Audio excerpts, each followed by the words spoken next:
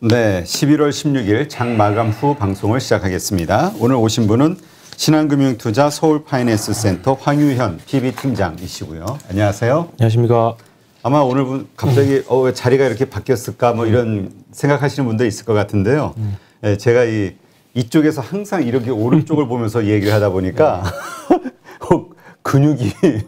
근육을 뭉치고 망가져가지고 자리를 이렇게 계속 좀 번갈아 가면서 해야 된다 그래가지고. 직업병. 네. 이쪽이 더 좋은 것 같아요. 조명빨도 잘 받는 것 같고. 조명을 오늘 바꾸신 건가요? 아, 네. 네. 자꾸 그 댓글에 조명 전문가신 것 같은데 우리 조명에 대해서 자꾸 지적을 하셔가지고 우리 PD들 능력으로는 도저히 안 되겠다 해가지고 이제 KBS 조명 감독이셨던 분이 오셔서 은퇴하신 분인데 오늘 이렇게 좀 세팅을 해주고 가셨는데 어떤지 모르겠네요.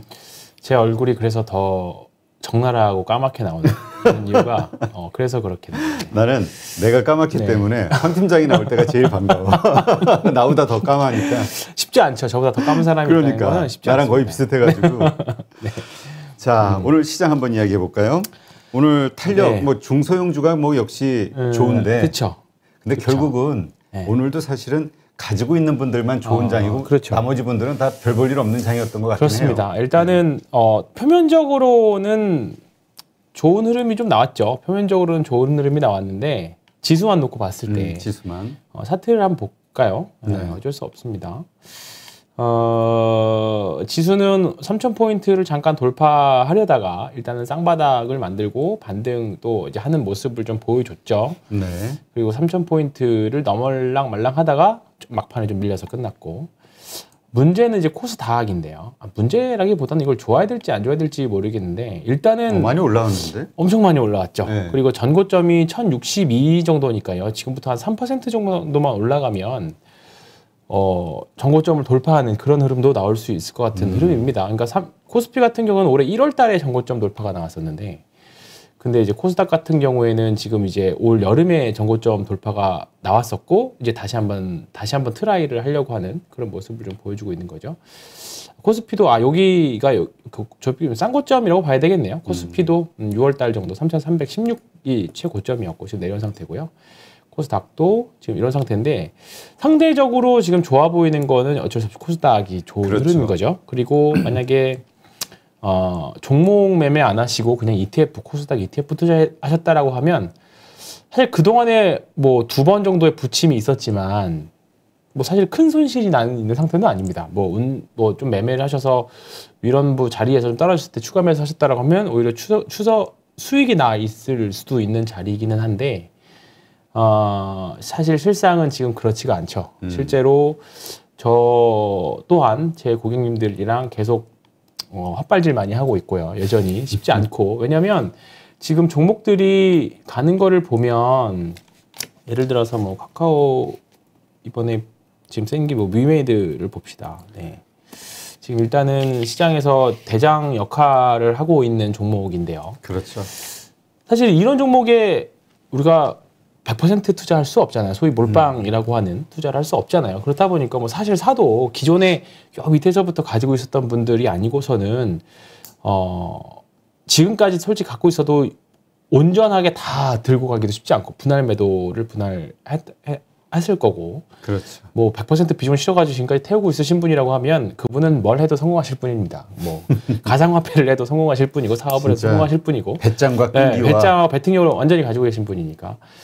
근데 사실 지금 저희 같은 증권사 직원이나 뭐 운영사나 계신 분들은 사실 합리적으로 설명할 수 있는 주가는 이미 벗어났거든요. 그렇죠. 특히 뭐 NFT라던가 가상화폐 관련 주식들, 그다음에 뭐 메타버스 관련 주식들은 이미 우리가 합리적으로 밸류에이션을 할 수 있는 범위는 벗어났어요. 이제 결국은 신고가 매매 가면서 기술적인 흐름을 타고 하는데 사실 기술적인 매매를 하려고 해도 지나고 나서 보면 이렇게 하면 됐네가 되죠. 그렇죠. 지나고 나서 보면. 왜냐하면 뭐 이 종목도 제가 항상 말씀드린 게 거래량 터지면서 올라가면서 주가는 계속 신고가 가지만 거래량은 점점 줄어들고 있는 흐름이잖아요. 지나고 나서 보니까. 근데 만약에 내가 여기서 이렇게 갖고 있다라고 하면 여기가 고점일 수도 있는 거고. 그러니까 무서워서 하면 진작에 팔았을 하는 거예요. 거죠. 하시더라도 중간중간 끊어먹기. 할 수밖에 없는 구간입니다. 이렇게 음봉 하나 나와버리면 정말로 포지션 축소에 대한 욕구가 굉장히 있는 거니까요. 근데 일단은 지금은 사실 지수는 쉽지 않은 구간, 지수는 올라가 있는 것처럼 뭐 양호한 것처럼 보이지만 지금 종목에서는 매매하기 굉장히 어렵다.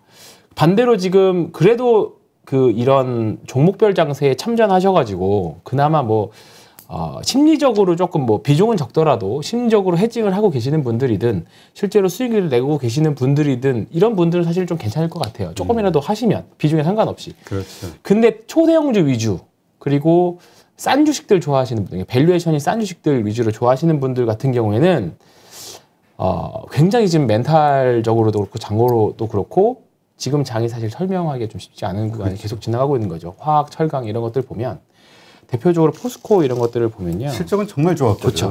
근데 이 실적 아무리 선반영이라고 해도 네. 마법의 단어 킹반영, 선반영이라고 하더라도 좀 말도 안 되는 구간까지 떨어져 있거든요. 지금 그렇죠. 포스코의 PBR 밸류에이션을 보면요.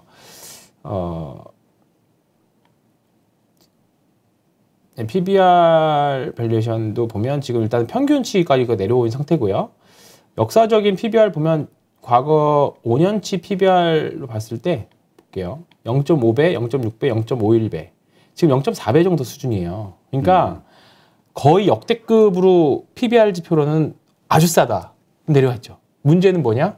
안 산다는 거죠, 수급이. 그러니까 지금 네. 포스코 사라 그러면 누가 재미없게 네, 재미없게. 얘는 그런 올드하게 거죠. 네. 이런 얘기하냐고. 그렇죠. 네, 지금 화학, 철강 대표적으로 굴뚝산업 주식들이 대부분 다 그런 상태가 되어 있는 거죠. 그러니까 우리가 이때 기억나시죠? 장기 투자하시는 분들 박수 한번 쳐줘야 그렇지. 된다 했던 거 기억나시죠? 근데 그 시기가 사실 얼마 가지 못했고 이게 조정이 오더라도 양호하게 조정 나서 이렇게 다시 올라가기를 기원했는 패턴을 생각을 했는데 지금 시장이 극단적으로 올라가고 있잖아요. 계속적으로. 그렇죠. 가는 주식, 비싼 주식들은 계속 비싸지고 싼 주식은 계속 싸지고 밸류에이션으로 평가할 수 있는 주식들은 계속 비싸지고 그다음에 할인됐다 생각했는데 이게 아울렛으로 갔는데 이게 점포 정리가 그냥 그런 수준까지 왔어요. 근데 확실한 건 이런 주식들은 분명히 밸류에이션 콜이 들어옵니다. 분명히 언젠가는. 네, 언젠가는 들어와요. 근데 그 언젠가에 대한 고민을 해봐야 되는 거죠. 그렇죠. 왜냐면 지금 저걸 못 사는 게 선뜻. 왜냐면 그런 생각은 누구는 할 수 있지만 확신은 없거든. 확신은 없죠. 꼭 정말 네. 그렇게 될까에 대한. 네. 바닥에 사고 싶고. 그렇죠. 더 내려갈 것 같고. 그러니까 그리고 또 가는 주식은 이게 여기서 더 가? 했는데 더 가죠. 그러니까. 네. 지금 대표적으로 카카오 게임즈가 그런 상태였거든요. 그러니까 지금 뭐 메타버스하고 NFT 이 관련해가지고 그죠. 답이 안 나오니까. 여기서도 카카오 게임즈가 이런 상승이 나올 거를 기대했어라고 했는데 지금 더 나왔잖아요. 오늘 같은 날. 그렇다 보니까 지금 이런 구간에서는 뭐 여러 가지 이슈들이 있었지만 오늘 카카오 게임즈 같은 경우에는 뭐 사실 이런 종목을 비중 베팅하기에는 정말 쉽지 않고 뭐 제가 하시는 분들 보면 다 구간 따먹기 하거든요. 그냥 그렇지. 구간 그냥 트레이딩으로 다 샀다가 좀 떨어지면 그렇죠. 팔고. 네, 분봉 보면서 수급 들어올 때 돌파 매매 잠깐 하신다던가 그런 거죠. 지금 오롯이 여기 사서 여기까지 들고 가기가 진짜 힘들어요. 네, 실제로. 그러니까 쉽지 않은 구간이고 비단 이게 우리만 힘드느냐? 그렇지 않습니다. 네, 우리가 펀드를 보면요. 지금 기관 투자자도 지금 쉽지 멘붕이라고 않죠. 하더라고요. 대표적으로 가치 투자 펀드인데 신형 밸류 고배당 예. 펀드잖아요. 근데 최근 3개월 수익률이 다 4% 정도 마이너스예요. 이게 쉽지 않다라는 거죠. 지수는 변동 크게 없잖아요. 그렇죠.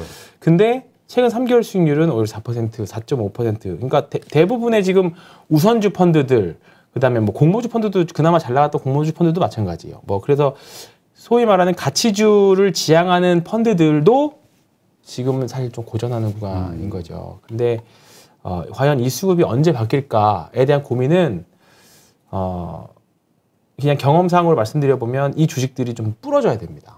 그렇죠. 쉽게 말하면 시장의 관심이 모두 여기 쏠려 있는 거죠. 수급이 지금은 완전 수익률 게임 장세거든요. 그러니까 지금 연말로 오니까 이제 부클로징도 있고 수익률 방어는 해야 되고 하다 보니까 기관 투자자들이 기존의 운용 철학을 무시하고 또는 무시한다기보다는 뭐 대세를 따르는 거죠. 쉽게 말하면 어쩔 수 없이 편입돼 있어요. 그러니까 지금 최근에 자문사든 운용사든 그나마 수익률이 괜찮은 상품들을 보면 게임주를 안 갖고 있는 데는 없습니다. 그러니까 메타버스 들어오른 거라도 일단 가지고 있어야 되니까 그죠. 돌아가면서 오르는 거. 돌아가면서 오르니까 일단은 뭐 카카오 게임즈 같은 경우에도 제 기억에는 막 9만 원대도 막 질렀던 잠사들이 몇 개 있었던 걸로 기억하거든요. 그러니까 뭐 이런 거 보고 지른 거죠. 그러니까 그 상품에는 이거 지금 게임주나 메타버스 관련 주식들 담아 있지 않고서는 지금 장세는 극단적인 장세에서는 사실 쉽지 않은 거죠. 그러니까 오늘도 보면 지수는 올랐지만 하락 종목이 더 많잖아요. 이 파란색이 그렇죠. 더 크잖아요. 그러니까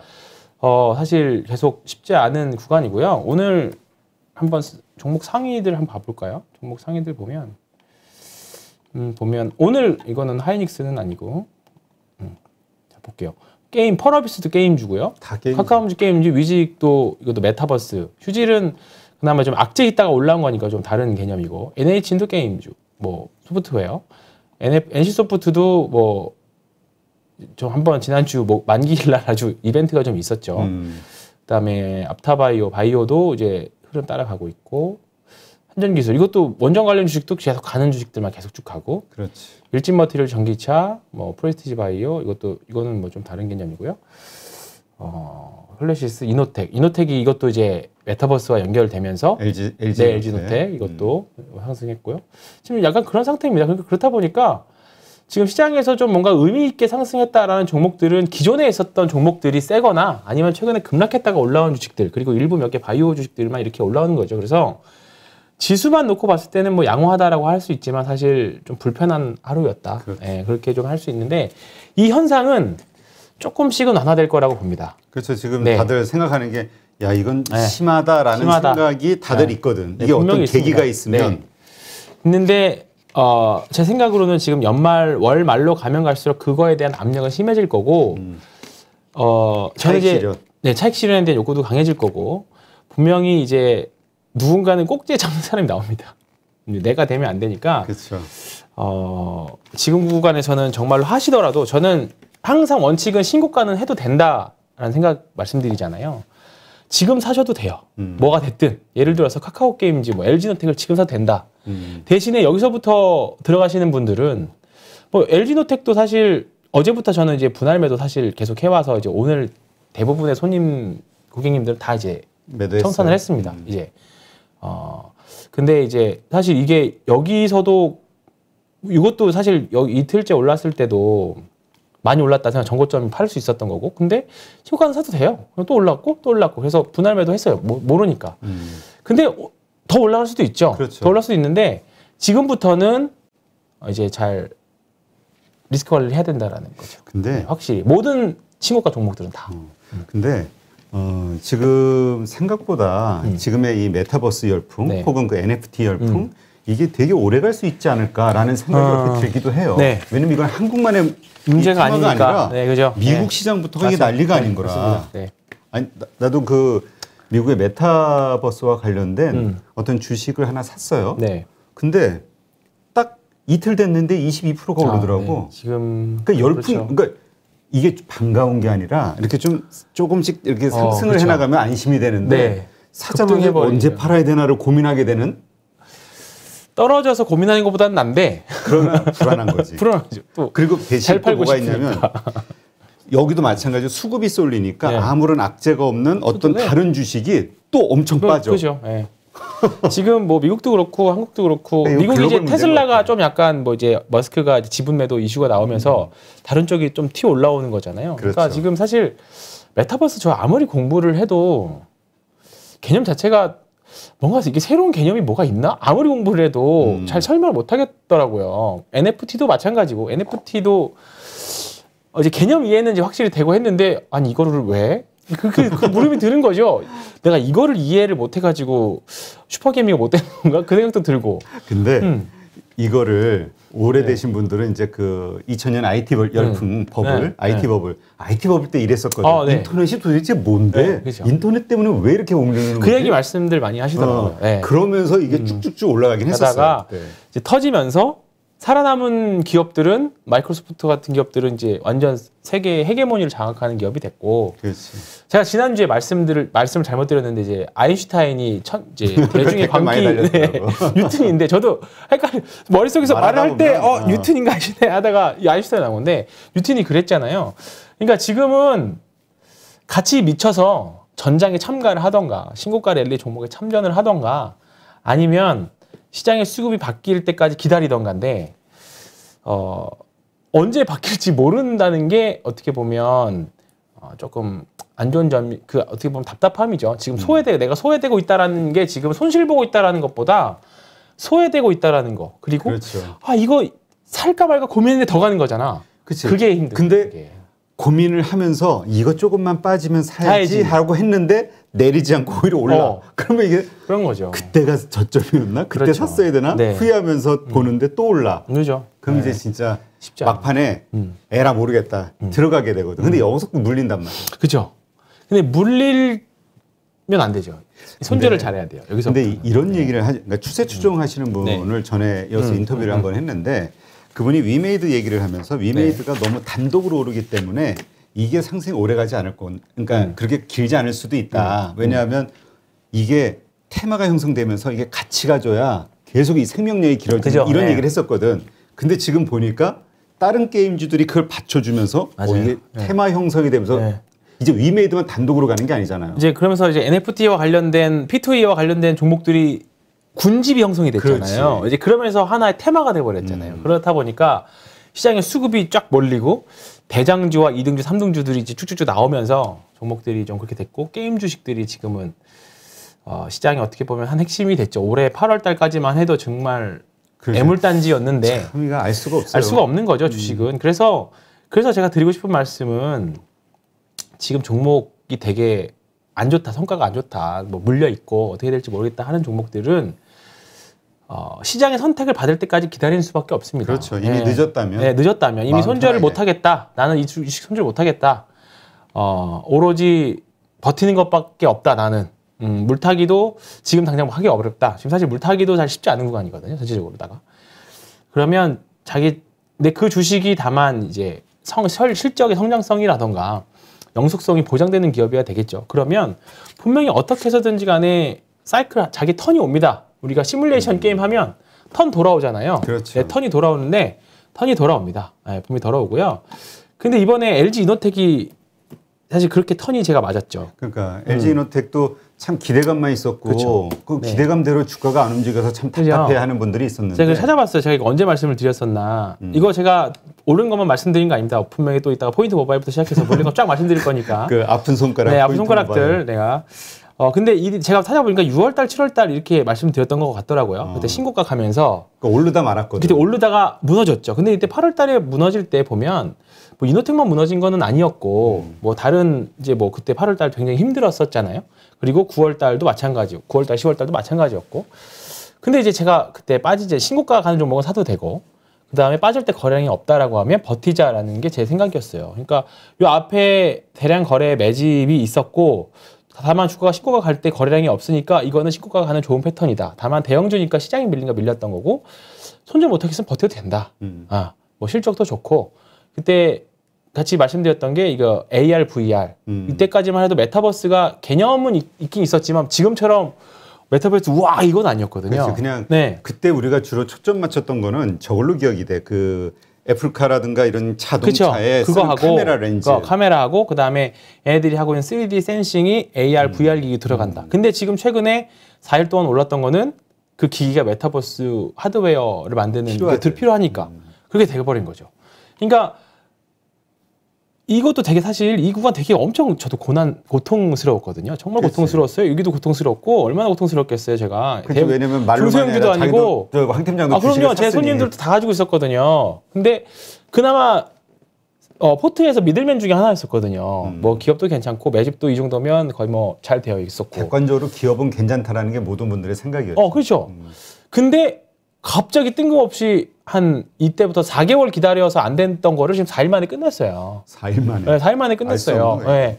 그러니까 그 가치 투자하시는 분들이나 뭐 올해 장기 투자하시는 분들 이 명언 들어보셨잖아요. 전체 수익의 97%는 마지막 기다린 3% 구간에서 나온다.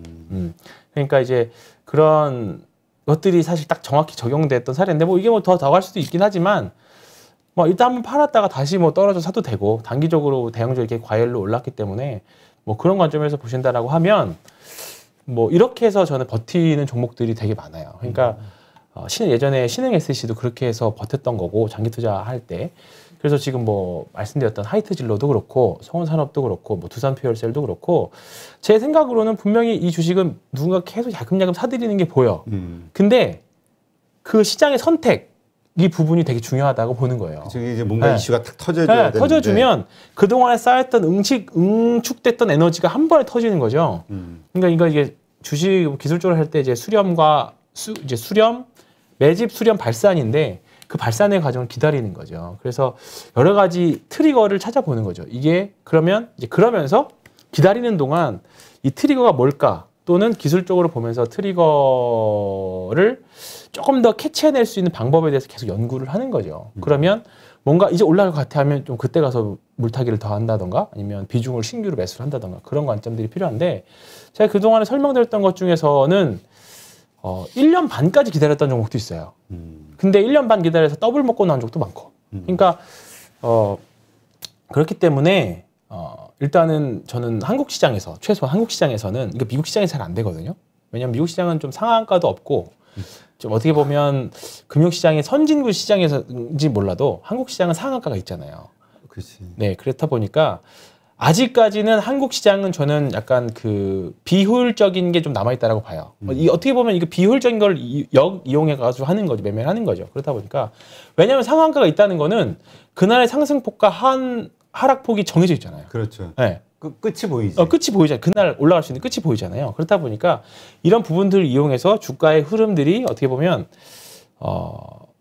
좀 약간 기술적 분석을 통해서 매매를 했을 때는 미국 시장보다는 한국 시장이 조금 더 괜찮지 않냐 이렇게 좀 보고 있는 거죠. 그래서 그런 관점에서 아직까지는 한국 시장 기회가 좀 더 저는 있다고 봐요. 지금 요즘에 특히나 한국 주식시장 너무 재미없고 그러니까 재미없다기보다 어렵잖아요. 어렵죠. 미국 시장은 그냥 좋다고 하면 쭉 가. 근데 한국 시장은 안 돼, 어려워. 이거 좋다면 안 가고, 안 좋다면 올라가고. 지금 그런 시장이 NC소프트 당장 망가질 것 같은데 상한가를 가지 않나. 뭐 어렵잖아요. 그러니까 지금 많이 떠나시는데, 제 주변에도 한국 시장 다 때려치우고 미국 시장 가겠다는 분들 많이 있거든요. 근데, 그런 분들이 많을수록 남은 분들한테는 기회가 올 거라고 봅니다. 근데 그런 얘기 하시는 분도 있어요. 작년에는 미국보다 우리 한국 시장이 훨씬 수익률이 좋았잖아요. 좋았죠. 네. 그러니까 올해는 또 미국이 좋았고 내년도에는 오히려 한국 이머징 시장이 마켓 더 좋을 수도 있다. 좋을 수도 있다죠. 좋을 수도 있다 이렇게 기대하시는 분도 있긴 해요. 그러나 어쨌건 지금 우리가 이러한 뭐 LG노텍의 사례를 보더라도 내가 들고 있는 주식이 분명히 우량한 네. 그리고 가능성 있는 주식이라면 지금 이 구간을 잘 참고 견뎌내자. 네. 언제 그렇게 갑자기 또 올지 그렇죠. 모르니까. 네. 대신에 주가의 흐름에 있어서는 일관된 패턴들이 있어야 됩니다. 그러니까 저는 이제 거래량을 통해서 버텨도 된다라고 판단을 하는 거고요. 그 버티는 조건이 뭐 밸류에이션이 될 수도 있고요. 그다음에 뭐 안전 마진이 될 수도 있고요. 여러 가지 조건들이 있을 건데 그 조건에는 분명히 반드시 본인만의 조건이 있어야 된다는 거죠. 저는 거래량에 집중해서 보는 거고. 네. 알겠습니다. 하여튼 지금 정말 이 시장에서 소외된 어떤 그런 느낌을 받으시는 분들 지금 너무나 힘드실 텐데 좀 위로를 받으시고 그죠? 예, 좀 견디시면 분명히 내가 선택한 주식에 대해서도 그런 날이 오지 않을까 예, 그런 기대를 해보면서 버텨보시죠. 네. 아까 뭐 잠깐 말씀하셨는데 포인트 모바일 네. 그거에 대한 좀 뒤에서 알려드렸는데 일단 우리 좀 중간에 점검을 좀 한번 하고 가죠. 자, 일단은 많이 빠졌어요. 포인트 모바일도 그렇죠. 오늘 특히 포인트 모바일뿐만 아니라 약간 뭐라 그럴까요? 그러니까 시장에 관심이 없는 주식들 수급이 쫙 끊어버리죠. 네. 특히 오늘 조금 하락이 좀 심하게 나왔던 종목들이 많이 있었어요. 그러니까 포인트 모바일뿐만 아니라 다른 것들도 뭐 여전히 뭐 지금 미끄럼틀 타고 있기는 한데요. 일단은 지금 4만 원에서 2만 원. 네, 지금 제가 생각하기에로는 가격대로는 여기서 글쎄요 더 밀릴 것 같지는 않아요. 여러 가지 조건 이제 더 밀리더라도 올라올 여지가 이제 많이 생긴 가격이에요. 그 이유 중에 하나는 최고가 대비 반토막 이하, 특히 마이너스 60% 이하 난 종목들은 거기를 저점으로 해서 올라온 케이스들이 많았었거든요. 특히 신규 상장주 기준입니다. 신규 상장주 기준으로. 근데 지금 4만 원 정도가 고점이었고 거기서 지금 17,000원까지 내려왔었던 거기 때문에 지금 구간이면 충분히 가격 메리트는 있어요. 그리고 이번에 최근에 실적 발표를 했는데 일단은 작년 대비해서는 계속 증가하고 있는 추세입니다. 증가하고 있는 추세기도 하고 문제는 관심이 없죠.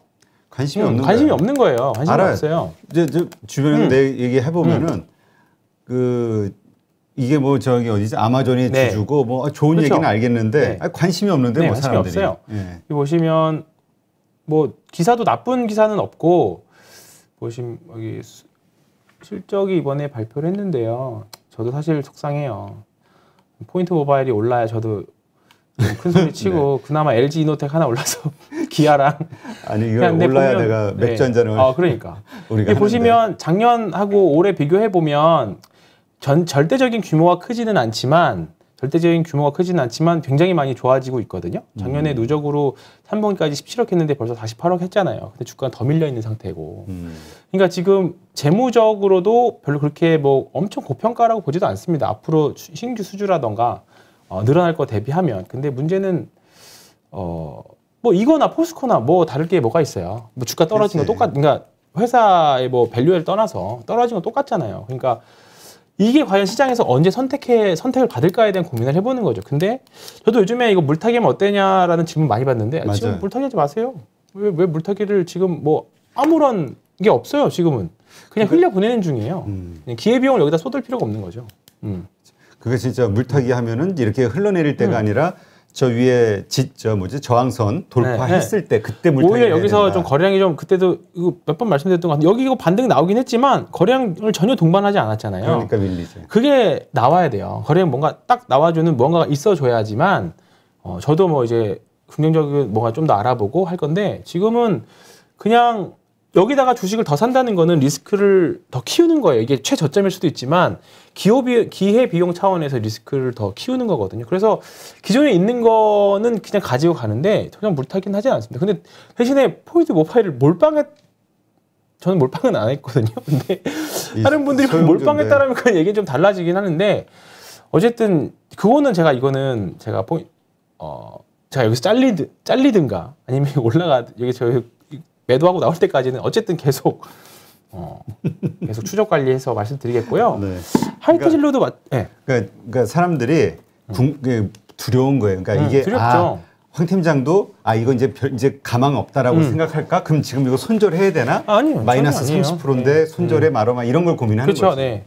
그리고 여기 있었던 여기는 이제 패스하고요. 어쨌든 하이트 진로도 마찬가지죠. 하이트 진로도 지금 계속 이 큰 박스권을 중심으로 해서 계속 뭔가 매집은 하고는 있어요. 지금 계속 빨간색이 더 크죠. 거래량이 들어올 때는 분명히 사는 거래량만 계속 들어오고 있어요. 네. 근데 그러다가 지금 보면 이제 위드 코로나 가긴 갔는데 사실 확진자 또 계속 중증 환자 늘어나고 있고 유럽은 또 봉쇄한다는 말 나오니까 뭔가 공격적으로 지금 지르지 못하는 거죠. 이때 한번 이제 11월 달에 하는 기대감으로 쫙 올렸다가 지금 다시 좀 내려온 상태거든요. 근데 지금 하이트 진로 좀 알아보면 지금 수요를 공급이 못 따라가고 있는 상태거든요. 소주 맥주 생산량을. 그거 보면 당연히 그럼 4분기부터는 실적 무조건 좋아지겠죠. 그리고 지금 당장 지금 나가셔서 한번 식당 같은 데 가보시면 코로나 이전하고 분위기가 완전 똑같아졌어요. 그러니까 지금 우리도 여의도 요 앞에 나가면은 저녁에 포장마차가 몇 개 쫙 설치가 돼가지고 다 있고 술 마시고 그죠. 길거리에 토한 거 보이고 택시 타는 거 어렵고 대리기사 부르는 거 잡기 엄청 어렵고 지금 똑같아졌다니까요. 그러면 얘가 그럼 여기 있을 이유가 없는데 시장이 언제 선택해 주느냐잖아요. 그러면 수급이 돌고 돌다가 이제 이번에는 이 섹터가 한번 해볼 만하겠구나라고 되는 거죠. 근데 제가 제일 처음에 말씀드렸을 때가 아마 이때쯤이었었던 것 같은 이때쯤이었나 돌파하면서 갔을 때 근데 델타 변이 나오면서 한번 크게 밀렸었다가 다시 한번 봉쇄 풀렸다 나왔다가 근데 또 이제 여기서 계속 3만 한 2, 3천 원을 계속 지지해주는 모습들이잖아요. 그렇죠. 이러다가 에너지 점점 응축하고 있는 거죠. 그러다가 이제 분명히 튈 때가 오는 거죠. 그때 뭔가 거래량에서 또 한 번 나온다던가 그러면 이제 되게 생각보다 시세를 한번 쭉 낼 때가 됐죠. 제가 보기에는 매집은 많이 잘 됐어요. 하이트 진로는요. 근데 뭔가 트리거가 지금 다른 쪽이 너무 세다 보니까 이쪽이 약한 거죠. 그렇지. 그렇죠. 지금 하여튼 지금 올라봐야 여기에 일단 기본적으로 관심이 없어요. 없어요. 관심이 없어요. 지금 이게 예전에 제가 어떤 느낌이 드냐면은 그 전에 우리 황우석 박사 그때 바이오 열풍이 있었을 때 그 바이오주에만 우리가 세상에 관심이 싹 쏠려 있었잖아. 약간 그런 느낌? 왜냐면 우리가 저도 이렇게 방송을 하다 보면 모든 출연하시는 분들이 전부 가져 나오는 그 주제가 이 메타버스거든. 그거밖에 말할 게 없죠. 할 게 없는 거야 지금. 할 게 없죠. 얘기할 게. 그냥 이게 가장 핫하고 가장 빠르고 성과도 많이 나왔으니까. 근데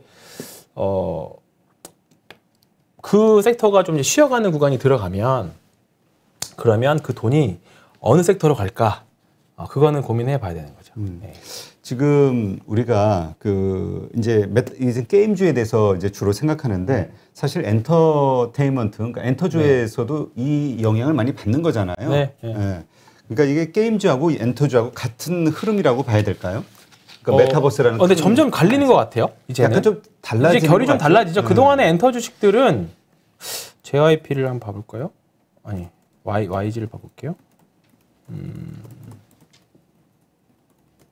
YG 엔터도 이제 조금 위드 코로나에 대한 기대감이 소멸하면서 같이 좀 밀린 것 같아요. 그러니까 지금 BTS 같은 경우는 이제 미국 콘서트 한다고 하고 심지어 한국 사람들도 많이 간다고 합니다.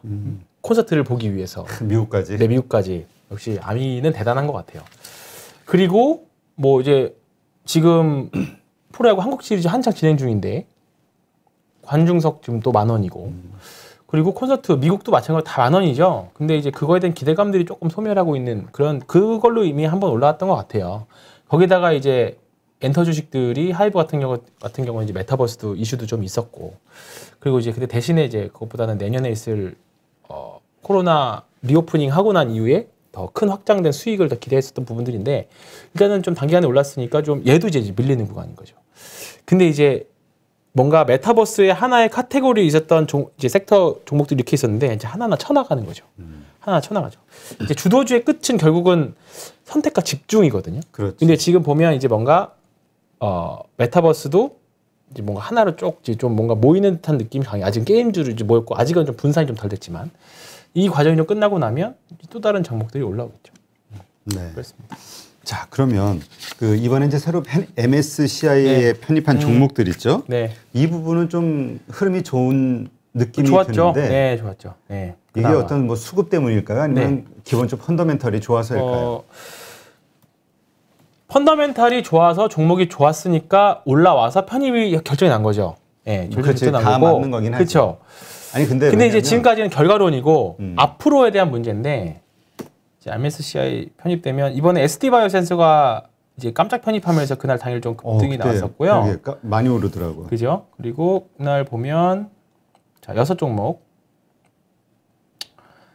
크래프톤, LNF, FNF, 카카오게임즈, 일진머티리얼즈입니다. 이거 LNF하고 FNF, 카카오게임즈, 일진머티리얼 이거 3개 정도까지는 어느 정도 예상이 됐었고 크래프톤하고 일진머티리얼즈는 좀 약간 반반 정도였어요. 반반보다 조금 반반이었는데 이게 반기에는 좀 약간 규제 편입하는 조건이 좀 완화되다 보니까 크래프톤 같은 경우에는 좀 가능성이 있다라고 생각해요. 이거 둘 다 반반인 것도 좀 가능성이 있지 않겠느냐 했는데 다 편입이 됐죠. 그리고 나서 흐름들을 보면 사실 오늘은 조금 뭐 LNF 이런 것도 밀리긴 했지만 그동안 사실 조금 더 상대적으로 강한 모습들을 좀 보여줬죠. LNF도 오늘 밀리긴 했지만 양봉 보여줬고요.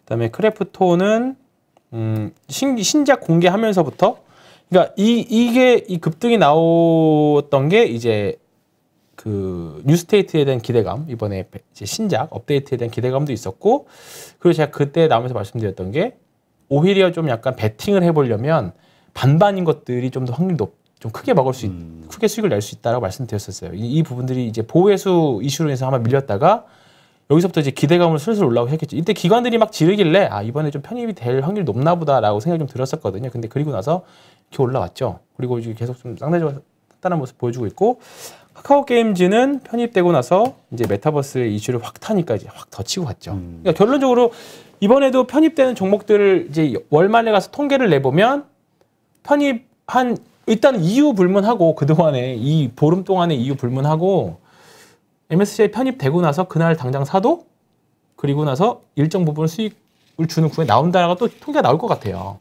또 되는 거죠. 그러니까 이거 내년에 또 MSCI 지수 편입에 대한 이벤트가 있을 때 매매를 하실 때 참고 삼아서 보시면 좀 좋을 것 같아요. 이번에 또 좋은 공부가 됐던 것 같아요. 이렇게 편입하기 전에 미리 편입 종목에선 사놓지 않나요? 아니면 사놓나요? 아니면 그 이렇게 딱 되고 난 다음에 되고 나서 사는 게 원래는 정석 플레이죠. 정석이죠. 근데 그러니까 되고 나서 확정이 되고 나서 사도 늦지 않은 거죠. 사놓고 그러니까 이게 카카오 게임즈가 지난주 금요일 날 아침 전에 발표가 났고요.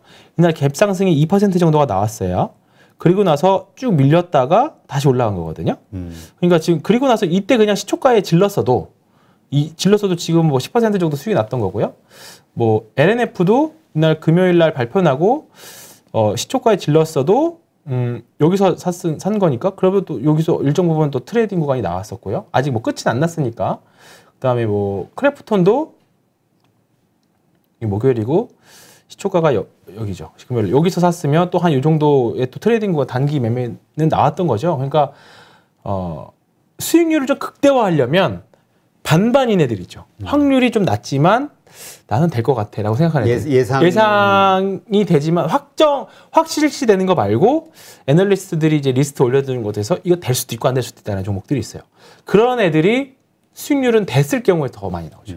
대신에 떨어졌을 경우에는 확 밀릴 수는 있으니까 그건 이제 그래서 베팅 영역이라고 말씀드렸거든요. 그러니까 근데 이제 미리 예상해서 미리 사지 말고 그렇죠. 그 발표한 다음에 편하게 하실 분들은 사도 시초가에 사도 된다. 대신에 내가 산 것만 더 떨어질 수 있는 케이스도 있거든요. 그러니까 편입된 거 종목을 뭐 예를 들어서 1,000만 원 산다라고 하면 뭐 균일하게 사고 균일하게 매도하면 또 단기 타익 트레이딩 하시기에는 또 좋은 또 이게 한국 시장 특유의 어떻게 보면 매매 메커니즘 중에 하나인 거죠. 하나의 특수 현상인 거죠. 그래서 이번에 보시면 좋을 것 같아요. 그리고 이제 카카오 게임즈는 오늘 좀 새로운 이슈가 좀 있었죠. 오늘 급등을 하기는 했는데 이게 미국의 메타버스 ETF가 하나 출시되는데 거기 편입된다라는 이슈가 있었어요. 그래서 그래요? 급등을 했습니다. 얘하고 펄어비스가 그렇게 무거운 주식이라고 그렇죠. 생각했는데 네. 시가총액 오늘 12%가 올라서 이제 9조가 넘었습니다. 8조대에서. 근데 얘가 둘의 공통점은 오늘 메타버스 ETF에 편입된다는 기대감 때문에 그냥 마구마구 지른 것 같아요. 이게 뭐 CFD 계좌에서도 막 지르고 막 여기저기 지른 것 같은데 이거를 보면 이게 보시면 이게 이번에 편입이 되는 그 메타버스 ETF 편입된 구성 종목이거든요. 이미 결정된. 네. 이거 미국에서. 근데 한국에서 출시한 거예요. 근데 보면 펄어비스가 2.3%고 그다음에 카카오 게임 2.4%예요.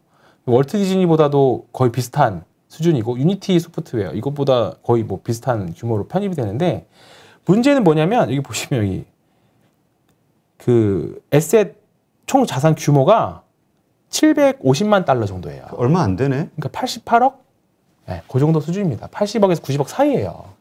그러니까 지금 올라간 거는 오늘은 사실 좀 과도한 기대감들이 많이 되어 있을 확률이 굉장히 높습니다. 그러니까 우리가 ETF 하면은 그게 규모가 이게 생각을 안 하는데 어마어마할 거라고. 편입된대. 그냥 그 하나로 그냥 지른 거죠 매수 버튼. 근데 해봐야 뭐 90억 정도밖에 안 90억 정도 안 되니까 사실 규모는 얼마 안 되니까. 그러니까 지금 메타버스 ETF 올라오는 게 지금 꽁이냐 달기냐 그거의 문제도 있는데 이거를 볼까요? 이게 크게 규모를 하지 않는 이유가 뭘까요? 이것도 자신이 없어서? 아직 돈이 안 모인 걸 수도 있고 누군가 사면 또 모이겠죠. 네, 잠깐만 이걸 보면 코덱스 여기 있다. 메타버스 ETF 이건데요. 지금 이게 10월 달에 상장한 메타버스 대표적인 ETF 중에 하나입니다. 우리나라에 상장된 거 보시면 10,000원에서 거의 10,000원 시작했는데 지금 14,000원이니까 40% 정도 올랐어요. 2달 동안. 그러니까 지금 보면 메타버스가 괜찮을 것 같아. 그래서 어떤 게 먼저 시작했는지는 먼저 관련 주식들이 먼저 시작했겠죠. 주식들이 올라가니까 메타버스 이거를 담고 있는 메타버스 ETF도 올라갔겠죠.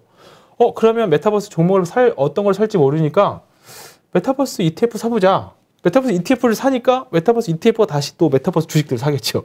그래서 왔다 갔다 하면서 지금 여기까지 계속 이렇게 쌓아놓고 올라가는 거예요. 그 영화 작전에 보면 매칭 트랜잭션에서 자전거라는 것처럼 이렇게 싹 올라오고 있는 거예요. 분명히 어딘가 꼭지는 나옵니다. 근데 이제 그러면 뭐 지금은 가니까 그냥 다 같이 하하오인데 여기서 물렸을 경우에는 이제 조금 고민 많이 해봐야 되는 시점이 올 수도 있습니다. 그래서 지금 이거를 제 꼭지를 예상하고 안 좋다라는 게 아니라 언제까지 가는데 가는 말에는 올라타야죠. 그거 몰라요. 그건 모릅니다. 신고가는 뭐 여기가 고점이라고 생각할 수도 있었던 거고 어제도 고점이라고 생각할 수 있었던 거고 오늘이 고점이라고 생각할 수 있어요. 근데 여기가 신고가는 우리가 예상할 수 없어요. 그렇기 때문에 분할 매도를 하는 거고 꼭지를 보고 나서 이제 고점을 확인한 이후에 우리가 정수리 머리 꼭대기에서 파는 게 아니라 어깨에서도 팔고 뭐 눈알에서도 좀 팔고 이렇게 분할 매도 하는 거잖아요. 그러니까 그런 관점에서 봐야 되는데 어쨌든 이 ETF에 지금도 이제 어떤 게 먼저인지 모르니까 이 ETF도 같이 보시면서 보셔야 돼요. 그러니까 지금 보면 우리가 흔히 주식시장에서만 증권사에서만 이 ETF를 산다라고 보지만 은행권에서도 이걸 ETF의 하나의 상품으로 묶어서 계속 매수가 상품 단으로 매수가 들어가거든요. 결국은 그렇기 때문에 그런 것들도 좀 조심하셔야 됩니다. 그러니까 그런 자금들도 있기 때문에 단순하게 무조건적으로 지금 수급의 논리로 움직이는 거기 때문에 일단 조심은 하는데. 그러니까 보기는 봐야 된다. 어쩔 수 없다. 네. 그러니까 지금 우리 뭐 그게 사실 정답이죠. 달리는 말이 올라타라고 지금 계속 가는 메타버스 관련한 어떤 주식들 뭐 여력이 있는 분 언제든 탈출할 자신이 있는 분들은 좀 높은 신고가라도 해볼 수 있는 거죠. 네, 할 수 있죠. 내일 당장 이러한 그 리스크도 분명히 인지한 상태에서 있죠. 네. 아니면 계속해서 갈 거라고 생각하거든요. 그렇죠. 근데 한계가 있다라는 거. 그 끝이 언제일지 모르나 모르죠. 끝이 오는 순간 나는 탈출해야 된다라는 비상 그 뭐야 저 위기감을 갖고 하면 좀 덜 위험해질 수 있으니 그렇죠. 참 어렵네. 근데 메타버스는 좀 메타버스의 저는 단어가 그냥 뭔가 기존에 있었던 뭐 AR 뭐 VR 이런 것들을 뭐 하나의 뭔가 상위 카테고리로 딱 정리해주는 듯한 개념은 좀 있는 것 같은데 그게 다 아우르는. 네.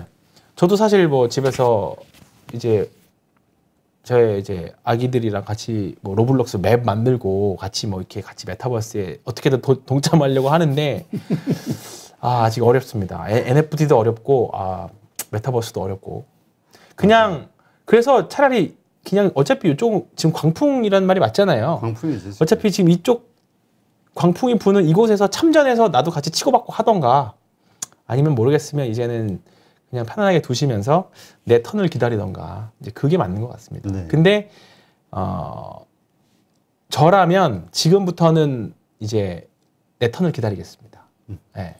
근데 이제 또 다른 분은 이렇게 얘기할 수 있어요. 그거는 황 팀장이 NFT와 메타버스에 대해서 몰라서 잘 모르기 때문에. 그렇죠. 그렇다고 할 수 있는. 그러니까 지금도 계속 고민이 되는 게 뭔가 새로운 영역, 우리가 모르는 새로운 영역의 시작인가 볼 수 있고, 아니면 뭐 옛날 뭐 튤립 광풍의 하나다. 그냥 그렇게 볼 수도 있는 건데, 모르는 거죠. 지나가 봐야 알겠죠. 진짜 옛날에 그 새로운 기술 봐봐요. 그죠. 지금 다이얼 패드라고 그냥 우리 지금 일상화된 그 무료로 저 전화 이렇게 외국하고도 할 수 있다라는 그 서비스가 나왔어. 근데 되게 불안정해. 당연한 거지만. 근데 그걸로 돈을 번다라는 비즈니스 모델도 없어. 그냥 기술만 있는 거고. 그런데 주가는 막 몇십 배 막 날아가는데 거기서 이성적인 생각을 하고 있는 사람들은 이성적인 생각만 하고 있다가 다 놓쳤거든요. 그렇죠. 놓친 거죠.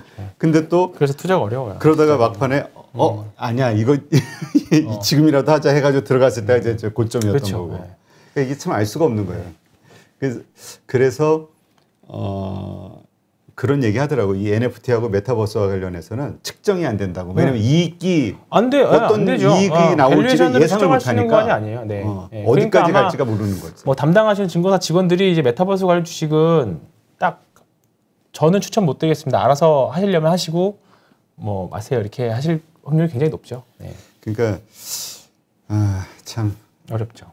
그러니까 이제 여기에 동참하지 못한 분들. 대부분이겠죠, 그렇죠? 그리고 특히 이제 머니톡 시청하시는 분들은 조금 이제 연령대가 있다라고 봤을 때는 좀 더 쉽지. 그렇죠. 왜냐하면 우리가 게임이라든가 이런 거에 대해서 주제 정하고 영상 만들면 조회수가 확 떨어지거든. 그러니까 잘 이거에 관심이 없었던 분들이 많은 거죠. 근데 요즘 하여튼 그래요. 근데 하여튼 맞습니다. 분명한 건 그때도 승자는 저기였거든, 워렌 버핏. 그렇죠. 다 그때 글동주수 그때 우습게 지금 봤다가. 뭐 주식농부 유명하신 뭐 박영호 그분도 뭐 그런 거에 투기 안 하고 그냥 쭉 본인만의 원칙대로 밀어붙여가지고 지금 자산 일구신 거잖아요. 대부분 우리나라 슈퍼개미 분들도 마찬가지고. 맞아요. 자기 원칙들이 있어. 원칙들이 그러니까 단타도 원칙이 있는 거고 뭐 장기 투자도 원칙이 있는 거고 다 원칙이 있는 거죠. 자, 그러면 우리가 이제 어떤 이슈 혹은 어떤 섹터에 좀 다음 주도주라고 하긴 그렇고 네. 그러니까 다음에 우리 순서가 되지 않을까라고 예상해 볼 수 있는 네네. 그런 섹터나 또 호재가 뭐가 있을까요? 일단 아까 제가 참전할래 기다릴래 했을 때 저는 기다린다라는 말씀을 드렸잖아요. 그렇죠. 근데 저는 왜냐면 일단은 조금 지금부터는 뭐 하루 이틀 뭐 더 갈 수는 있긴 하겠습니다만 대형주의 강세를 조금은 예상해 봅니다. 네, 이제 지금부터는 이제 너무 과하게 올랐던 부분들도 좀 있고요. 분명히 이게 월말까지 뭐 수익률 게임을 한다고 하더라도 11월 30일 가서 딱 다 파는 거 아니잖아요. 그러면 고점이 어느 정도 올라가면서부터 거래량이 터질 때부터 조금씩 이제 차익 실현을 할 거라고요. 누군가는 이제 그렇죠. 큰 손들은 예를 들어서 위메드가 여기서 뭐 갭상승이 크게 나온다던가 아니면 거래량이 쫙 실리면서 이게 보시면 상승의 각도가 거의 일정하잖아요. 일단은요. 그러니까 기술적으로 보고 봤을 때 거래량은 계속 줄어들고 있고 일정한 패턴이에요. 근데 여기 하다가 이게 갑자기 확 솟거나 갭상승이 확 나오거나 아니면 거래량이 확 터지거나 그런 경우는 이제 정말로 이제 거의 뭐 어깨 이상은 와 있는 근거라고 보거든요. 근데 이제 그런 신호가 나오면 대형주로서의 수급이 조금은 이제 돌아올 거라고 봅니다. 예, 근거는 일단은 최근에 이게 선물을 매수를 보면 이제 우리가 12월에는 선물 옵션 동시 만기잖아요. 네. 369니까 9월 17일, 10일부터 보면 일단은 뭐 롤오버도 있고 여러 가지 뭐 옵션도 같이 보기는 해야 되지만 지금은 선물의 비중이 크다고 봐요. 옵션판은 언제든지 뒤집어질 수 있어요. 옵션판은. 근데 선물은 일단 추세적으로 계속 사고 있습니다. 지금 개인은 계속 매도 중이고 3개월 동안. 근데 이 흐름은 저는 조금은 더 이어질 수 있을 거라고 봐요. 그러면 결국은 지수가 지금보다는 또 올라간다라는 전제 조건인데 지수가 올라가려면 뭐가 움직여야 돼요? 그리고 삼성전자, 하이닉스 대형주잖아요. 그리고 지금 삼성전자, 하이닉스 그리고 기타 대형주들의 역대적인 밸류에이션을 보면 더 이상 나빠질 게 없어요. 그렇죠. 예, 지지는 될 것 같아요. 그래서 지금 그런 거고 어저께 제가 이게 직업병인데 삼성전자가 꿈에 나왔어요. 꿈에 나왔는데 어떤 게 나왔냐면 차트도 딱 이 모양이었거든요. 근데 어떤 게 나왔냐면 제가 제일 좋아하는 게 이런 토테미즘 매매인데 꿈에 조상님이 찍어주신 이런 양봉이 하나 이게 지금 파란색인데 이런 양봉이 하나 나왔어요. 뭔가 이 장기 이평선을 뚫어버린 양봉이 나올지는 모르겠는데 나왔으면 약간 바람도 섞여 있어요. 근데 이게 딱 나왔어요. 그래서 저 정말 너무 현실 같아가지고 제가 요즘에 잠을 어떻게 자냐면 집에 가서 피곤하면 잠깐 잤다가 뭐 새벽 2시에도 일어났다가 또 다시 차트 보고 불면증의 시초였어요. 계속 왔다 갔다 해요. 근데 어제 잠깐 일어나서 봤는데 너무 현실 같아가지고 내가 잘못 봤나 해가지고 봤는데 삼성전자 차트 보니까 어쨌든 이 모양이었었어요. 근데 기원은 합니다. 기원은 하는데 어쨌든간 지금 삼성전자 지금 이재용 그 부회장이 미국 가 있잖아요. 네. 그런 부분들도 그렇고 최근에 어저께 보면 뭐 파운드리 종목들도 소부장 종목들도 많이 올랐고 후공정 업체들 많이 올랐고 그런 부분들을 봤을 때 좀 반도체 플러스 그 다음에 뭐 자동차도 그렇고 일단은 지금 극단적으로 쉬고 있는 대형주들의 장이 조금씩 개선될 수 있을 거라고 봅니다. 네, 개선될 수 있을 거 보고요. 그게 이제 어떤 트리거로 그런 일이 벌어질까 이게 이제 그죠. 어떤 트리거로 될 건데 일단은 지금 코스피도 쌍바닥 일단 잡았죠. 그렇죠. 잡았죠. 근데 뭐 이게 바닥이라고 보장되는 부분은 없어요. 분명히 아직은 여전히 추세는 하락이기도 하고 뭐 또 뚫고 내려갈 수 있는 가능성도 있는데 그렇죠. 중기선 여전히 하락 추세예요. 그러니까 3,100 이상 넘어가려면 뭔가 엄청난 트리거가 필요한데 지금 당장은 보이지는 않잖아요. 그렇죠. 네, 당장 보이지는 예상되는 건 않는데 예상되는 건 없죠. 다만 이익 추정치를 좀 보면 지금 한국 계속 나빠지긴 하거든요. 계속 지금 떨어졌다가 11월 초에 좀 개선되는 척하다가 다시 또 밀렸어요. 지금 이런데 이 정도면 사실 나빠질 만큼은 일단은 단기적으로 다 나빠졌다라고 반영을 하고는 거죠. 지금 내년도 코스피 지금 증권사별로 이제 2022년도 전망들이 좀 나오는데 올해 순이익 컨센서스를 한 185조에서 190조 정도 봐요. 일단은요. 근데 내년도 그 정도 봐요. 그러니까 내년 성장이 별로 없는 거죠. 그렇지. 네. 순이익 기준은 별로 없어요. 그러려면 근데 순위 기준으로 이게 예를 들어서 컨센서스가 EPS가 확 튀려면 결국은 반도체 업황이 확 돌아줘야 돼요. 확 돌아줘야 돼요. 그거는 사실 아직까지는 뭐 애널리스트 분들이 근거가 없으니까 못 돌리는 거죠. 근데 시간이 지나면 지날수록 만약 돌린다라고 하면 저의 꿈 매매가 성공할 수도 있는 거죠. 저기가 트리거가 되지 않을까? 네. 엔비디아 지금 엄청 날아가는 네. 것처럼 메타버스에 대한 그 데이터 센터라든가 메타버스에 그런 대한 가능성 각 있죠. 빅 컴퍼니들의 빅테크 그쵸? 기업들의 네. 투자 계획 서버들 발표하고 하면 그런 것들이 좀 있죠. 그러니까 우리 정말 갑자기 이제 별의별 매매법을 동원을 다 하는데 아니 근데 네. 이건 우리 그냥 농담삼아 하는 거고 한담으로 얘기하는 건데 우리 PD도 위메이드를 가지고 있는데 지금 주가가 막 오르고 있잖아요. 그러면은 어떤 생각을 하냐면은 다음 주에 이건 뭐지? 거래 뭐지? 갑자기 용어가 생각이 안 나네. 거래 정지? 추경? 추경 매수? 투경 해제. 투기 뭐 그 해제되는 거. 이거 되면은 다시 급등할 거라고 많이 기대들을 하고 있더라고. 네. 오히려 난 그때가 트리거가 되지 않을까? 그때 투경 해제되면 뭐 조금 더 달릴 수는 있겠죠. 근데 아니 그러니까 왜냐면 지금 오르는 이유들이 다음 주 이거 해제되면 더 좋아질 거야라는 기대감들을 다 가지고 있는 거라. 가지고 있는 사람들이. 그러니까 오히려 PD들이 망해야 우리가 산다. 그러니까 우리 PD가 망해야 우리 삼성전자나 이런 대형주들이 산다. 그거는 당연하죠. 수급의 이동상. 이게 그러니까 심리적으로 봤을 심리적으로. 때. 그러면 이제 PD님이 잘 팔고 나오고 우리도 살고 그렇게 하면 되죠. 아니 그러니까 그 많은 주주들이 이런 생각을 하고 있지 않을까. 하고 있죠. 그렇다면 당연하죠. 투경 해제 그 기간이 뭔가 어떤 변곡점이 되지 않을까 이런 생각이 얼핏 들더라고요. 그냥 그런 것들은 이제 하나의 뭐 어떻게 보면 가설 시나리오 중에 하나니까 보면 되는 거고요. 그리고 제가 삼성전자를 보면서 이제 조금 뭔가 이제 반등이 이제 삼성전자는 이제 7만 원 이하에선 사자라고 했는데 안 오네요. 근데 잠깐 몇 번 왔다가 이제 지금 올라와 있는 상태인데 삼성전자가 이제 한번 괜찮다라고 생각하는 이유 중에 하나는 대등 가격 조정에 있습니다. 그러니까 대략적으로 보면요. 요때 코로나 직전 요때 정도부터 볼게요. 완전 최저점부터 보겠습니다. 42,300, 3월 19일이네요. 아이고, 다시. 저희가 안 해봤는데, 자, 은활로 대충 보면 대충 하겠습니다. 아이고, 밑에 가리네. 한 대충 요 정도로 보겠습니다. 요 정도. 보고, 아이고 또 이것도 가리고. 여기까지 보면 한 200일 정도. 지금 상승을 했죠. 최고점까지 203일 정도인데 뭐 한 200여일 정도 됩니다. 한 6개월, 한 7개월 정도. 한 거래일수로 보면 한 10달 정도 되네요. 10달. 그죠? 네, 3월부터 이만큼. 근데 이때부터 지금까지 놓고 보면 딱 봐도 대충 비슷할 것 같지 않나요? 보면 지금 여기까지니까 211일 정도 지났네요.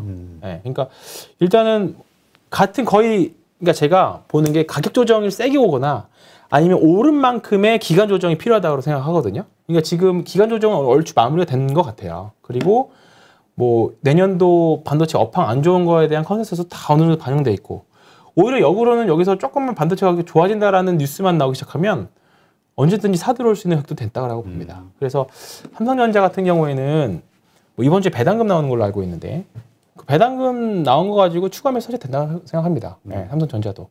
그러면 이제 하이닉스도 그렇고 일단은 기간 조정의 모습은 마무리가 됐어요. 그리고 충분히 가격 조정도 충분히 마무리됐다고 봅니다. 한번 찍어볼까요? 하여튼 이게 좀 골고루 좀 서로 올라줘야 그죠? 많은 분들이 좀 웃음을 찾을 수가 있을 이거는 텐데. 3등분선이고 4등분선 해야 되겠네요. 딱 봐도. 그죠? 네, 여기네요. 네, 69,600원. 최고점과 고점을 연결했을 때를 100으로 봤을 때 이제 50% 되돌림 나왔어요. 대형주는 이제 50% 되돌림이면 거의 일단은 가격 조정이 마무리되거든요. 근데 지금 기간 조정하고 가격 조정 마무리됐고 거의 제 기준으로는 그리고 실적도 내년에 엄청 좋아질 건 아니지만 어쨌든 지금 눈높이도 굉장히 많이 낮아져 있는 상태인 거죠. 그럼 여기서 오히려 이제 여기서부터는 악재보다는 호지 좀 나오면 바로 이제 민감하게 반응될 수 있기 때문에 특히 전자를 가지시고 있는 분들은 지금 관해서는 정말 손절하면 안 되는데 이번 주 월요일 날 뉴스가 나왔죠. 삼성전자 11월 달 들어서 11월 달 들어가지고 개인 투자자들의 매도가 늘었다. 손절 물량이 나오고 있다. 개인. 근데 사실 이런 게 그 올해 증권계에 있었던 분들 말씀 들어보면은 바닥을 알려주는. 그렇죠. 이거 되게 이거 보고 예 물타기도 지쳤다. 1년 만에 삼성전자 매도 2일 전 뉴스 월요일 나왔거든요. 그러니까 한 8만 원대 평단으로 하는데 이제 너무 재미없으니까 그렇지. 매도한다라는 거잖아요. 실제로도 보면 어디죠?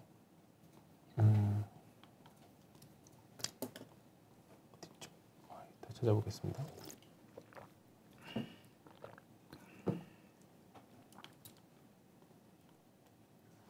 보면 실제로 월요일 날 지난주 금요일부터 개인 투자자들이 매도하기 시작했고 개인 투자 외국인들 매도 뭔가 매수 들어 아직 규모는 작지만 뭔가 바뀌었나요? 이제 11월 달에는 확실히 좀 매도가 좀 많이 많아졌네요. 확실히 매수한 날도 있지만 근데 이제 외국인들은 조금 사고 있다. 이게 추세적으로 될지 모르지만 어쨌든 기사가 트리거가 되는지는 모르지만 어쨌든 이런 신호들이 한국 주식시장에서 봐왔던 어떻게 보면 뭐 신호들 중에 하나였죠. 그러니까 지금 근데 또 반대로 또 이거를 보시고 또 삼성전자를 안 팔면 또 떨어지려나?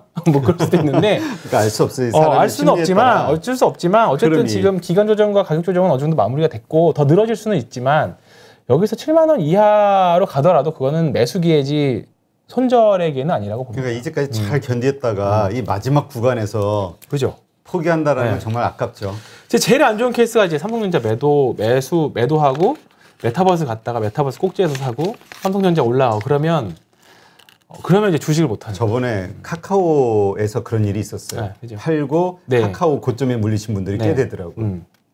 하여튼 잘 그렇습니다. 판단하셔서 네. 뭐 사실 모르죠. 앞으로 어떤 일이 벌어질지 어떤 결정이 네. 지나고 보니 올바른 결정이었는지. 그래서 지나가야 아까 되니까. 질문을 앞으로 어떤 이슈에 집중해야 되느냐라고 질문을 주셨는데 대형주는 해볼 만할 것 같아요. 전체적으로다가 대형주의 상승을 알려주는 어떤 그 시그널. 그렇죠. 그리고 지금 뭐 이제 여러 가지 자료들이 이제 인터넷에서 많이 쉽게 구할 수 있는데 대표적으로 3분기에 이제 어닝들 쇼크 났는데 4분기나 내년에 영업이 개선세가 보이는 종목들이 몇 개 있어요.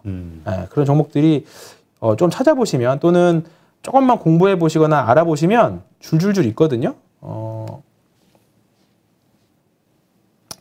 그 중에 하나가 지금 3분기는 어닝 쇼크 났는데 내년 컨센서스 계속 상향 조정되는 게 삼성물산, 그다음에 NC소프트, SK바이오사이언스, SK바이오팜.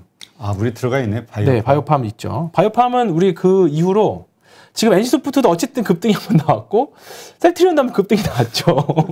바이오팜도 꼭지에서 마지막에 그 제약바이오 얘기 한 번 더 하고 마무리할게요. 네. 네, 이런 종목들이 있어요. 뭐 신세계도 그렇고 네, 그런데 어쨌든 이런 쪽에서 좀 보시면 어쨌든 내년에는 코스피가 전체적으로 성장률은 아직까지는 컨센이 낮아 있는 상태예요. 플랫하게 가는 상태. 그러면 결국은 시장보다는 뭔가 압도적인 성장세를 보여주는 섹터를 골라야 돼요. 지금 그 대표적으로 메타버스다 보니까 멀티플을 실적은 안 나와도 멀티플을 세게 줘버리니까 지금 이렇게 가는 거고 그러면 또 지나고 나서 보면 또 실적주들도 또 좋은 종목들이 나올 거거든요. 그렇기 때문에 그런 종목들이야말로 이제 좀 버티는 종목들인 거죠. 이제 그런 종목들은 뭐 저뿐만 아니라 계속 출연하시는 분들이 계속 언급해 주실 거기 때문에 취사 선택하셔서 본인한테 어울리는 맞는 종목 잘 고르셔가지고 매매하시면 좋겠고요. 네. 셀트리온은 어쨌든 우리 SK바이오팜 얼마나 올랐나? 그때 난 사놓고 HTS를 안 봐가지고. 바이오팜은 다행히 다른 증권사 애널리스트 분들이 또 강추를 해주셔가지고 바닥에서는 이제 일단 올라왔습니다. 네, 물타기를 했다면 아직까지 성공 중이고 그 다음에 셀트리온도 어쨌든 그 레키로나주가 나오면서 반등을 했죠. 그러니까 이게 되게 좋았어요. 이게 하락의 브레이크는 더 이상 없다라는 거죠. 하락 브레이크는 없다. 이거 하락이 사실 큰 이유는 없었잖아요. 그렇지. 명분이었지. 근데 지금 다시 이게 치료제가 나오면서, 그러니까 그 머크에서 치료제 나오면서 반사 손해를 본 거잖아요. 근데 이제 얘네들 이제 라키로나주 파니까 오르는 건데 배고파가지고 말이 헛나오네요. 네. 늦은 시간이다. 입이 안 돌아가. 근데 어쨌든 간에 이런 바닥에서의 이런 대량 거래, 양봉 대량 거래는 어쨌든 하락을 멈춰주는 브레이크 상태입니다. 그렇기 때문에 셀트리온, 뭐 SK 바이오팜, 그다음에 NC 소프트도 어쨌든 간에 내년에는 돌아서는 거거든요. 이게 이유 불문하고 어쨌든 대량 거래 나온 거기 때문에 좀 재미는 없더라도 뭐 운 좋게 진짜로 여기서 뭐 매울타기를 하셨다라고 하면 뭐 좋은 성과 단기간 있었던 거고 그거 못 하셨더라도 어쨌든 간에 정말 내년에 이 영업이익 개선세는 일단은 개선하는 걸 나오는 부분이니까 그런 구간이. 근데 제가 그때 별로 안 좋다고 얘기했었던 HMM 이런 것들은 사실 계속 재미없잖아요. 그러니까 실적도 좋은데 실적 좋아도. 그러니까 이런 애들은 또 언젠가는 또 선택은 받겠죠. 근데 그러려면 뭔가 매수세가 좀 붙어줘야 됩니다. 그러니까 섹터가 살아야 돼요. 섹터가 살아야 돼요. 경기 민감 섹터가 살아야 되는데 지금 어쨌든 금리 인상에 대한 이야기 또 나오잖아요. 물가가 올라가니까. 그래서 지금 최근에 개선세가 많이 보이는 게 그 중에 하나가 보시면 조선은 지금 계속 좋아지고 있고요. 조선. 헬스케어도 다시 좀 하다가 좀 다시 왔다 갔다 하고 있고 은행이 좀 많이 좋아지고 있어요. 은행. 금융주들. 네, 금융주들 지금 보면 진짜 재미없기는 한데 KB금융 봐볼까요? KB. 이거 화끈한 거 좋아하시는 분들은 금융주, 이 배당주들은 쳐다보지를 않아가지고. 근데 KB금융 그래도 잘 버티고 있습니다. 잘 버티고 있고요. 그리고 고배당 주식 중에 하나였던 증권 주식들 있죠. 예를 삼성증권, 그 다음에 NH투자증권 보면 야금야금 잘 올라. 야금야금 재미는 없어도 불편한 주식들은 아니에요. 편안한 주식들인 거죠. 어르신들이 배당도 받기 좋은 주식이기도 하고 그렇기 때문에 지금 한번 해볼만 하고 혹시나 이거 배당을 목적으로 샀다가 11월 달에 그냥 오르면 전 배당 안 받고 파는 게 나을 것 같아요. 오히려. 그냥 자본이득, 캐피탈 게인 넣고 굳이 배당 받지 마시고 그러다가 12월 뭐 한 셋째 주, 넷째 주 가면 그때 다시 사는 걸로 하는 게 좋을 것 같고 어쨌든 지금 선물이나 여러 가지 봤을 때 12월 둘째 주까지는 조금 시장은 그래도 해볼만 할 것 같습니다. 황 팀장 그 전에 이야기하시기는 11월 정도 말 정도 되면 주식 거의 처분한다고 했잖아요. 지금 그 생각은 같아요?